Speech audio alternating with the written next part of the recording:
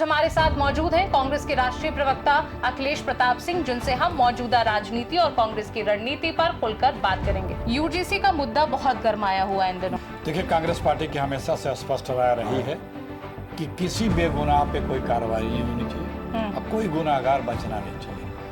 अब बात अगर हम माघ मेले की कर लें, छोटे छोटे बटुक ब्राह्मणों की चुटिया पकड़ के घसीट के मारा जाए, उन्हें जूतों से मारा जाए, सन्यासियों को, संतों को, हमारे बटुक ब्राह्मणों को, और उसको कोई जस्टिफाई करे, चाहे जो भी हो, हम फिर उसे संत नहीं मानते। ये तो अंग्रेजों और औरंगजेबों के जमाने में भी नहीं हुआ था। ये तो बहुत बड़ा अनर्थ किया है बीजेपी की सरकार ने, बहुत बड़ा पाप किया है, अब बहुत बड़ा अपमान किया है शंकराचार्य ही नहीं, हमारे पूरे सनातन धर्म के लोग। गौ हत्या पे प्रतिबंध कांग्रेस की हुकूमत ने लगाया है। नमस्कार, मैं ज्योति श्रीवास्तव और आप देख रहे हैं सी न्यूज भारत। सियासत में कुछ चेहरे सिर्फ बयान नहीं देते, बल्कि पार्टी की सोच, रणनीति और वैचारिक लड़ाई का चेहरा बन जाते हैं। कांग्रेस के ऐसे ही सशक्त और तार्किक आवाज हैं अखिलेश प्रताप सिंह, जो टीवी डिबेट से लेकर जमीनी मुद्दों तक सत्ता से सवाल पूछते रहे हैं। संगठन, संविधान और लोकतंत्र पर उनकी स्पष्ट राय हमेशा चर्चा में रहती है। आज हमारे साथ मौजूद हैं कांग्रेस के राष्ट्रीय प्रवक्ता अखिलेश प्रताप सिंह, जिनसे हम मौजूदा राजनीति और कांग्रेस की रणनीति पर खुलकर बात करेंगे। स्वागत है सर आपका हमारे कार्यक्रम में। शुक्रिया ज्योति, शुक्रिया। अखिलेश जी, आप समय निकाल के हमारे पास आए और हम सबसे पहला सवाल आपसे करंट मुद्दों से जुड़ा ही करेंगे। जरूर जरूर। यूजीसी का मुद्दा बहुत गरमाया हुआ है इन दिनों, और कल ही ये आदेश आया सुप्रीम कोर्ट का कि अब तक रोक लगा दी गई है। तो इस पर आपकी क्या राय है? क्योंकि चूंकि ये नियम आया, बीजेपी ने इसको लेकर कई तर्क दिए, सुप्रीम कोर्ट ने हालांकि पहले रोक लगाने के लिए बोला था, लेकिन फिर मामला बना नहीं। तो आपकी इस पे क्या राय है? देखिए, कांग्रेस पार्टी की हमेशा से स्पष्ट राय रही है कि किसी बेगुनाह पे कोई कार्रवाई नहीं होनी चाहिए और कोई गुनाहगार बचना नहीं चाहिए।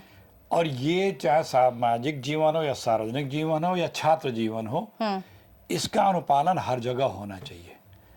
यदि कहीं भेदभाव हो रहा है तो भेदभाव करने वाला जो भी हो, उसका बैकग्राउंड नहीं देखा जाना चाहिए, उसके कृत्य के आधार पे उसके साथ कार्रवाई होना चाहिए। हम लोग इसी के पक्षधर हैं। क्या कांग्रेस पार्टी की ओर से जो छात्र प्रदर्शन कर रहे थे, सवर्ण समाज के छात्र, क्या कांग्रेस ने भी उनके साथ आने की कोशिश की किसी प्रदर्शन में? देखिए, हमारे छात्र संगठन के लोग लखनऊ में प्रदर्शन किए थे। बात दरअसल में ये है कि मैंने आपसे पहले अभी बताया कि किसी भी प्रकार से किसी का उत्पीड़न या प्रताड़ित करने की गुंजाइश कहीं नहीं होनी चाहिए।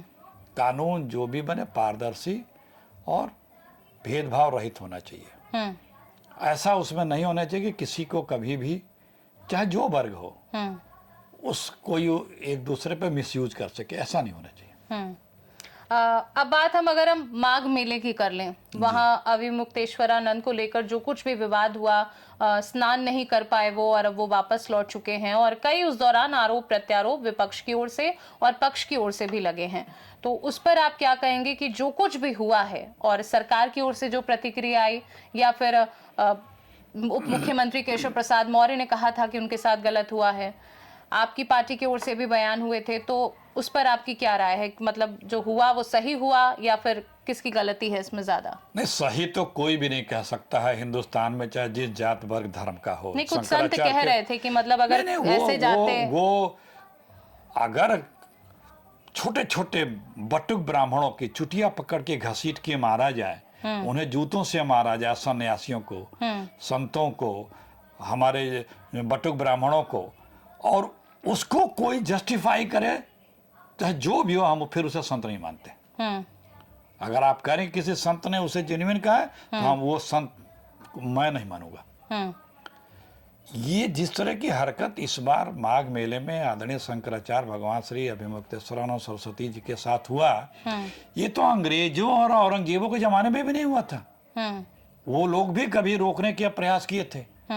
पेशवाओं के साथ शंकराचार्य ने इसको, उनका मान मर्दन किया और सब हिंदू सनातन धर्मी संगम में स्नान किए। ये तो अपनी स्वयंभू हृदय, हिंदू हृदय सम्राट घोषित करने वाले लोगों ने इस तरह से व्यवहार किया वहां पे। ये कभी कोई जस्टिफाई नहीं कर सकता है। बीजेपी के डिप्टी सीएम ने भी इस बात को कहा, और ऊपर से शंकराचार्य से पूछ रहे हैं आप कि कैसे, किस आधार पर शंकराचार्य हैं। ये धृष्टता देखिए, प्रशासनिक अधिकारियों का उद्दंडता देखिए, जिन पे कार्रवाई की जानी चाहिए, जिनके ऊपर सरकार को एक्शन लेना चाहिए, वो उल्टा शंकराचार्य से सवाल कर रहे हैं।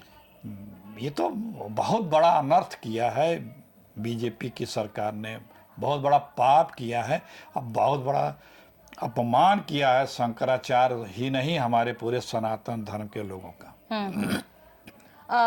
अभी उनका फिर हालिया में आज फिर बयान आया है कि वो कह रहे हैं कि 40 दिनों का समय दे रहे हैं, कह रहे हैं खुद को हिंदू साबित करो, क्योंकि उनको कहा गया था कि वो एक जो है संत नहीं है, एक पीठाधीश्वर जिस गद्दी पर वो बैठे हैं वो नहीं है जिस गद्दी पर वो बैठे हैं। सीएम योगी ने काल नेमी कहकर कि हालांकि नाम नहीं लिया था डायरेक्ट, लेकिन कहा था कि काल नेमी की भेष में कुछ संत हैं। तो इस पर क्या कहेंगे? एक तरफ अभी मुक्तेश्वरानंद हैं जो साफ साफ चुनौती दे रहे हैं, एक तरफ सीएम योगी हैं जो नाम नहीं ले रहे हैं लेकिन फिर भी बंद शब्दों में कह रहे हैं। देखिए, हमारे आदि गुरु शंकराचार्य जी ने 4 पीठों की स्थापना की करीब 3,500 वर्ष पूर्व, और आज उस चारों पीठों पे हमारे शंकर के स्वरूप अंश रूप में शंकराचार्य विराजमान हैं। और वो इतने तपस्वी होते हैं, लोगों को उसकी बहुत कम लोगों की जानकारी है कि कितनी तपस्या से बचपन से ही पहुंच करके उनकी दिनचर्या इतनी टफ होती है, और इतना अध्ययन उनका होता है, तेज उनमें छलकता रहता है। हमारे धर्म के सबसे बड़े पीठाधीश्वर हैं, धर्माचार्य हैं, आचार्य हैं, और वो संगम में माघ मेले में स्नान न कर पावें, उन्हें स्नान से वंचित किया जाए, और उसके बाद ये सरकार उनसे पूछे कि आप शंकराचार्य कैसे हैं, अचानक, जबकि पिछले 4 वर्षों से वो लगभग शंकराचार्य हैं, यही सरकार, और शंकराचार्य पे कोई डिस्प्यूट भी नहीं है, तो उन्होंने भी अब पूछ लिया। अब उन्होंने अपनी बारी दिखा दी कि आप कैसे हिंदू हैं। उसका आधार उन्होंने, मैंने उनकी प्रेस कॉन्फ्रेंस देखी, आधार उन्होंने ये मांगा कि आप, अगर आपके राज्य में गौ की हत्या हो रही है, गौ हत्या हो रही है, और आप उसको रोक नहीं रहे हैं, और गौ हत्या, गौ मांस का निर्यात उत्तर प्रदेश में सबसे ज़्यादा हो रहा है, गौवंश की संख्या घट रही है, तो कोई यदि सनातनी हिंदू है, और ख़ास तौर से अगर आप अपने आप को संत महंत बोलते हैं, तो उसके राज्य में गौ हत्या हो तो वो किस आधार पे, संभवतः यही पूछा है कि किस आधार पे हो सकता। तो उन्होंने अब उनसे पूछ रखा है। इन्होंने तो अपना जवाब दे दिया था शंकराचार्य महोदय ने कि हम कैसे शंकराचार्य हैं, सब पूरे तथ्यों के साथ बता भी दिया था। अब उनकी बारी है, देखिए 40 दिन का समय दिया है। गौ माता की बात होती है, और ये गौ माता की जब जब बात होती है, चाहे देश का नागरिक हो चाहे कोई भी व्यक्ति हो, गौ माता को राष्ट्र माता घोषित करने की मुहिम हर बार छेड़ी जाती है। तो क्या कांग्रेस पार्टी की ओर से भी यही मुहिम कभी छेड़ी गई है, या अब छेड़े जाने की तैयारी है कि अब गौ माता को राष्ट्र माता का दर्जा मिलना चाहिए? क्योंकि बजट आता है लाखों करोड़ों का गौशालाओं के लिए, लेकिन गौ माता को राष्ट्र माता का दर्जा अब तक नहीं मिल पाया है। इस पर आप क्या कहेंगे? देखिए, हिंदुस्तान में जितने भी राज्यों में, लगभग 95% राज्यों में गौ वंश वध पे रोक है, और ये रोक वहाँ की कांग्रेस की सरकारों जब थी तभी लगाई है। किसी भी बीजेपी सरकार ने गोवंश पे, गोवंश की हत्या पे रोक नहीं लगाई है। ये रोक जब जितने भी राज्यों में आज चल रही हैं, वो कांग्रेस की सरकार ने ही लगाई है, बहुत पहले से ही। गौ हत्या पे प्रतिबंध कांग्रेस की हुकूमत ने लगाया है। गंगा मैया को राष्ट्र नदी घोषित करने की बात हो या इस तरह की बात हो, ये सब का बीजेपी में तो हिंदू जिसको कहते हैं या मंत्री जी उसको बोलिए, वो सरेआम बोलते हैं कि मैं गौ मांस खाऊंगा। एक इनके कैबिनेट मिनिस्टर हैं, ऐलान करके बोला, कोई रोक सके तो रोक ले। इनके कई प्रदेश अध्यक्ष जो नॉर्थ ईस्ट के हैं वो कहते हैं मैं खाऊंगा, इनके और नेता कहते हैं खाएंगे, इनके लोग कहते हैं कि हाँ हमारे लोग गो मांस खाते हैं, बीफ खाते हैं। तो बीजेपी जो अपने आप को, और आदरणीय मोदी जी और आदरणीय अमित शाह जी ने कई बार चुनाव में ये बात कही है, पिछले बार के लोकसभा चुनाव में, उसके पहले के लोकसभा चुनाव, विधानसभा की, हम सत्ता में आएंगे तो हम ये जो गौ हत्या है, मांस का निर्यात करते हैं गौ वंश का, ये सब पे हम रोक लगा देंगे। ये स्वयं आदरणीय मोदी जी ने कई बार कहा है, बिहार में भी कहा है, अमित शाह जी ने कहा है, तो अपने कहे पे भी क्यों नहीं अमल कर रहे हैं? सीधी सी बात है कि आज शंकराचार्य का विरोध करने में बड़ा भारी तथ्य ये भी लोग मानते हैं, स्वयं शंकराचार्य जी भी कह चुके हैं, लोग भी मानते हैं, चूंकि वो गौ हत्या पे प्रतिबंध लगाने की बात कर रहे हैं। ये बहुत बड़ी लॉबी है हमारे देश की, जो बीफ एक्सपोर्टर कंपनियां हैं, उससे तो बीजेपी ने पहले चंदा भी लिया है, ऐसा तमाम सूचनाएं भी मिली मीडिया के माध्यम से। तो एक शंका ये भी व्यक्त की जाती है कि ये लोगों का इतना बड़ा कारोबार पे असर न पड़े, इसलिए सरकार उनको जो निर्णय करना है गौवंश हत्या पे प्रतिबंध लगाने का, वो नहीं कर रही है। अब ये तो बात हो गई अभी मुक्तेश्वर आनंद की, लेकिन अब बात अगर हम कांग्रेस की करें और थोड़ा पीछे चले, लोकसभा चुनाव जो हुए थे, उन लोकसभा चुनावों में राहुल गांधी की जो छवि सोशल मीडिया पर दिखी, वो शायद इससे पहले कभी नहीं दिखी। मतलब जो देश का युवा था, जो यूथ था, वो राहुल गांधी से कनेक्ट हो रहा था, कांग्रेस से कनेक्ट हो रहा था। तो अब बिहार विधानसभा चुनाव हुए, उसमें राहुल गांधी की छवि जो लोकसभा चुनावों में थी, वो बिहार विधानसभा चुनावों में एकदम पलट गई। उसका क्या कारण हो सकता है? क्योंकि इसका नतीजे भी देखने बिहार विधानसभा में वोट चोरी नहीं, वोट की डकैती हुई। आप देखिए, चुनाव आचार संहिता लगने के बाद लोगों के खातों में 10-10 हज़ार रुपए जा रहे हैं। वोटिंग के दिन तक खातों में पैसे गए। आदर्श आचार संहिता कहाँ था? चुनाव आयोग कहाँ है? वहाँ पे कैबिनेट मिनिस्टर भाषण दे रहे हैं कि यदि बीजेपी को वोट देने वाला न जो हो और वो बूथ तक जा रहा तो उसको वोट डालने मत दो। कोई कार्रवाई तक नहीं हुई उनको। खुल्लम खुल्ला लूट हुई, प्रलोभन दिया गया, पैसे बांटे गए। तो वहाँ पे फ्री एंड फेयर चुनाव नहीं हुआ, वरना वहाँ पे भी कांग्रेस पार्टी और गठबंधन सरकार बना लेती। हमारे वोट देखिए बहुत अच्छे मिले वहाँ पे। दूसरी बात, राहुल जी ही हैं कि जो इस, या कांग्रेस पार्टी ही है कि जो फ्यूचर की रणनीति तय करते हुए और फ्यूचर को एक तरह से आप यूँ कहिए कि उसको दृष्टिगत रखते हुए कि क्या हमें चाहिए, नौजवानों को कैसा सुविधाएं चाहिए या नौजवानों को क्या चाहिए फ्यूचर में, देश को क्या चाहिए फ्यूचर में, उसकी बात करना, उसको इम्प्लीमेंट करना, उसके लिए योजनाएं बनाना। ये सिर्फ राहुल गांधी और कांग्रेस ने की, राजीव जी ने की, नरसिम्हा राव ने की, मनमोहन सिंह ने की। ये तो सिर्फ बीजेपी तो सिर्फ आपस में लड़ा करके, डिवाइड एंड रूल करके लोगों का वोट लेना जानती है, प्रलोभन दे करके।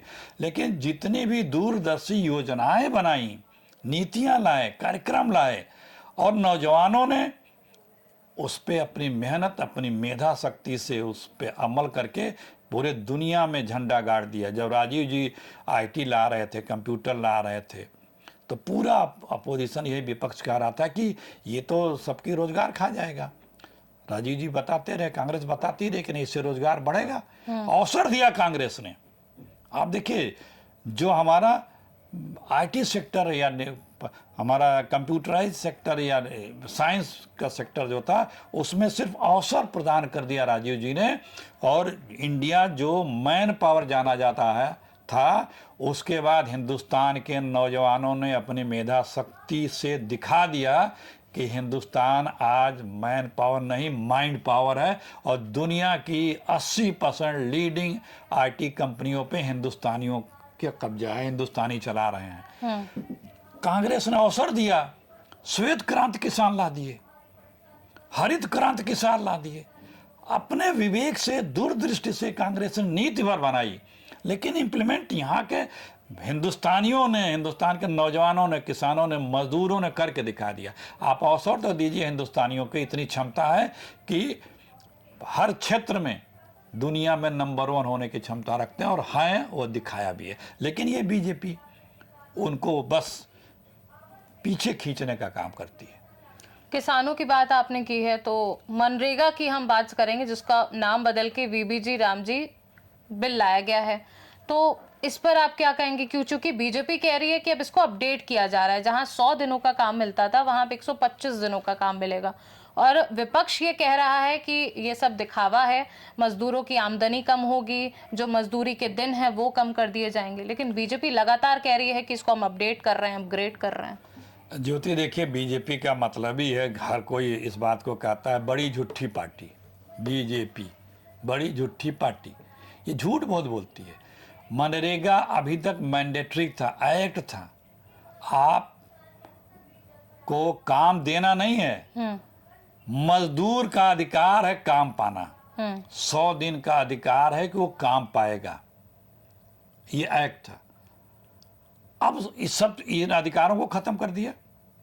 भले आप डेट बढ़ाते हो कि 100 जने 120 दिन कर लेंगे। 90% पैसा हिस्सा जो था उसका केंद्र सरकार देती थी, 10% सिर्फ प्रदेश सरकार देती थी। अब 40-60 का रेशियो कर दिया। जो स्कीम ग्राम सभा पारित करके ब्लॉक से अप्रूवल लेकर के अपने क्षेत्र का मनरेगा से गांव का विकास कर लेती थी, मजदूरी ग्रामीण मजदूरों को वहीं पर रोजगार मिल जाए, इसके लिए अब वो केंद्र तक जाएगा। खत्म है, ये सिर्फ धोखा दे रहे हैं। मनरेगा में इतने प्रकार से के काम होते हैं, गांव का विकास तो ठप हो गया। गांव में सिर्फ 3 ही तरह से पैसे आते थे। एक मनरेगा का काम से आता था, 2 पैसे आते हैं, 2 तरह के पैसे, एक केंद्र से 10वें वित्त आयोग का, एक स्टेट गवर्नमेंट से वित्त आयोग का। वो पैसे इतने ही होते हैं जितने में गांव सभा की जो व्यवस्था है, जो 2-3 लोगों के एम्प्लॉय की जो सैलरी होती है, उतने ही भर का करीब करीब होता है। उसके अलावा 1 लाख रुपए और हो जाए। 263 रुपये पॉपुलेशन के पर हेड के हिसाब से, अगर पॉपुलेशन 1000 है तो 263 रुपये पर व्यक्ति के हिसाब से उतने पैसे आते हैं, दोनों मिला लिए। तो मतलब आप समझ लिए कि 550 रुपये पर हेड के हिसाब से। क्या इतने में क्या होना, 6-7-8 लाख रुपए में गांव में क्या होना है। मनरेगा था तो सड़क बन गई, नाली बन गया, पानी का रुकाव का बन गया, कोई और काम हो गया। बहुत तरह के कामों में मनरेगा से पैसा लगते थे। ग्रामीण मार्गों के निर्माण में, मिट्टी के काम में मनरेगा से होता था। इंदिरा आवास में जो लेबर लगता था वो उसका पेमेंट मनरेगा से हो जाता था। जो शौचालय बनते थे उसमें जो लेबर के पैसे होते थे वो मनरेगा से पेमेंट हो जाता था। बंधे बनाना, पानी बहारा उसका, तालाब का नवीनीकरण, जो प्राइमरी स्कूल हैं उन स्कूलों की बाउंड्री, जमीन की सुरक्षा, उसका फर्श, उसके पेंटिंग डेंटिंग, उसमें हैंडपंप या गांव समाज में छोटे छोटे पानी के जो टैंक होते हैं, वो मतलब अनेकों प्रकार के कार्य मनरेगा से हो जाते थे। अब वो सब विकास ठप। तो ये सिर्फ गुमराह करते हैं। लेकिन गांव के विकास की जो आप बात कर रहे हैं उसमें तो बीजेपी चिल्ला चिल्ला के दिखा रही है, बता रही है कि आज गांव में लाइटें हैं, हर घर में बिजली है, हर घर नल जल योजना है और वहां पर काम भी जा रहा है। गांव में जो सोशल मीडिया कहें या डिजिटल युग की शुरुआत हम कहें, वो गांव में भी तेजी से बढ़ रहा है। अब हर छोटे छोटे ठेलों पे यूपीआई का बार लगा हुआ है, बारकोड। 3 चीज गिनाया। पहली बात कि जान लीजिए किसी भी कहीं पे भी हर घर हर नल योजना कहीं नहीं सफल हुई है। 2 साल 2.5 साल से ऊपर हो गया, योजना बंद है, पेमेंट सबका बाकी है। सब गांव के सड़कें खोद के थोड़ी बहुत पाइप बिछा के गायब है। ये योजना पूरी तरह फ्लॉप हो गई है, पैसे खा के लोग घर बैठ गए हैं, कोई योजना फाइनली नहीं हुई। आप दूसरी बात कह रहे हैं कि डिजिटल पेमेंट, वो तो कांग्रेस ने शुरू किया डिजिटल पेमेंटों का जमाना।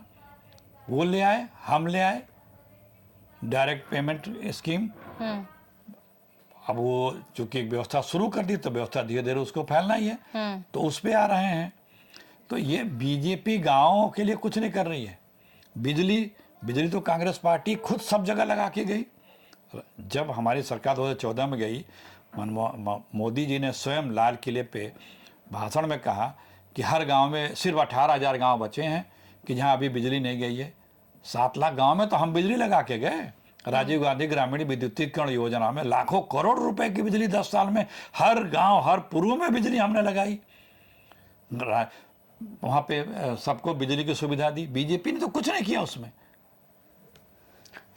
एसआईआर का प्रक्रिया जो है लगभग यूपी में पूरी हो चुकी है, तो इस पर आप क्या कहेंगे? अब बंगाल में चुनाव है, उत्तराखंड में चुनाव है और पंजाब में भी आने वाले समय में चुनाव है, तो वहां पर भी फरवरी मार्च से एसआईआर का जो प्रोसेस है वो शुरू हो जाएगा। और यूपी में सबसे ज्यादा नाम एसआईआर जो हुआ है उसमें सबसे ज्यादा नाम यूपी से कटे हैं। तो इस पर आप क्या कहेंगे, एसआईआर का पूरा जो प्रोसेस है? देखिए ज्योति जी, जब एसआईआर शुरू हुआ था बिहार में तो सबसे पहले सारे लोगों ने बीजेपी के यही बताया था कि इसमें रोहनिया हैं और गैर नागरिक हैं जो इसमें हैं, इसलिए एसआईआर किया जा रहा है। अब खूब जोर शोर से यही बात दोहराई गई, कही गई, लेकिन एक भी ऐसा नहीं मिला कि जो रोहनिया या गैर हिंदुस्तानी रहा हो। वो बाद में इन लोगों के चिल्लाने उल्लाने से भी कोई दो नाम भी नहीं बता पाए कि कितने वहाँ पे गैर हिंदुस्तानी नागरिक मिले हैं। इनका स्वभाव है लोगों को रोज तंग करना, उत्तर प्रदेश में भी है। और यहाँ पे जिस प्रकार से एसआईआर किया गया, खुद सरकार परेशान हो गई। मुख्यमंत्री के बयान है कि 4 करोड़ नाम कट रहे हैं, कट भी रहे थे जिस तरह से इन लोगों ने फॉर्म बनाया और क्राइटेरिया बनाया है। लेकिन लास्ट में इन लोगों ने मेहनत करके कुछ नाम अपने उसमें जोड़वा लिए, कर लिए। एसआईआर से मिला क्या? कितने विदेशी मिले? सिर्फ परेशानी है कि लोगों ने, और इसी चुनाव आयोग ने तो इसी पिछले महीने के जनवरी में वो वोटर लिस्ट नई बनाई थी और उसी से फिर ये काम कर रहे हैं। तो आप सिर्फ लोगों को परेशान और तंग करना चाहते हैं, और लोग इस बात को समझ गए हैं। एक सवाल और मैं आपसे आखिरी पूछना चाहूंगी। अभी सबसे पहले मैंने अभी मुक्तेश्वरानंद जी के बारे में जो आपसे पूछा था, तो उसमें शंकराचार्य जी ने, आप तो बहुत सम्मान से बता रहे हैं उनका जो भी बातें हैं, बयान है, आप समर्थन कर रहे हैं, लेकिन शंकरा जी ने कांग्रेस के खिलाफ भी कई ऐसे बयान दिए थे, तो उसके बारे में? देखिए शंकराचार्य जो होते हैं ना, ये किसी पार्टी विशेष के नहीं होते हैं और न इनको पार्टी विशेष के नज़रिए से देखा जाना चाहिए। लेकिन दुर्भाग्य ये है कि बीजेपी अगर उसके देखती है कि अगर वो उसके साथ नहीं है या बीजेपी की हम यहाँ नहीं मिला रहे हैं, तो उनको वो कांग्रेसी बता देंगे, समाजवादी बता देंगे, देशद्रोही बता देंगे, पाकिस्तानी बता देंगे, खालिस्तानी बता देंगे। चाहे वो पत्रकार हो, चाहे कवि हो, चाहे लेखक हो, चाहे किसान हो, चाहे नौजवान हो, किसी को भी देखिए जो भी असहमत हुआ बीजेपी से, चाहे साधु हो, संत हो, उस पर वो कोई ना कोई तहमत लगा देते हैं, उन्हें गैर सनातनी बता। अब शंकराचार्य किसी विषय पे अपनी राय रख रहे हैं, उसको शिरोधार्य करो। संतों से खेद व्यक्त करने में क्या किसी का जाता है? वो तो उल्टा आशीर्वाद ही देंगे। संत महात्मा प्रतिष्ठित लोग जो धर्माचार्य हैं, अगर उनसे किसी ने, अधिकारियों ने गलती की, चूक की, तो उनसे खेद व्यक्त करने में क्या आता है? उसमें तो बड़प्पन ही बढ़ेगा आपका कि चलो, वो भी खुश होकर के आपको आशीर्वाद ही देंगे कि यार अच्छा आदमी है, गलती हुई, इसने स्वीकारा।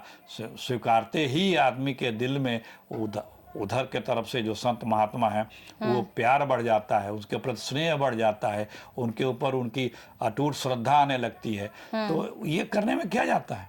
लेकिन अहंकार है। 2027 में यूपी विधानसभा चुनाव हैं, तो अगर कांग्रेस यूपी की सत्ता पर वापसी कर लेती है 27 में, तो क्या तब भी यही वक्तव्य होंगे शंकराचार्य जी के प्रति?